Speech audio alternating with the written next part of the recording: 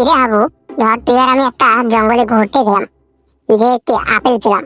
সে আপেলটি তোর আর আমার মাঝেই খেতে হবে। কে খাবে বলতো? অবশ্যই আমি খাবো। আচ্ছা ঠিক আছে। কিছু দূর যাওয়ার পর আরেকটি আনারস পেলাম। কে খাবে বলতো? যেহেতু আপেল খেয়েছি সেহেতু আনারসও খাবো। এতই যেহেতু খাই খাই করিস, আর কিছু দূর যাওয়ার পর একটা মুচি দেখতে পেলাম। সে আবার যেন তেন মুচি নয়, সে মানুষের গোয়া সেলাই করে দেয়। আচ্ছা বলতো, এবার গোয়াটা কার সেলাই করবে? কেউ কি নিজেই নিজের গোয়া সেলাই করে নিতে চায়? অবশ্যই তোর গোয়া সেলাই করে দিতে বলবো। আমার গোয়া সেলাই করা, আচ্ছা মেনে নিলাম।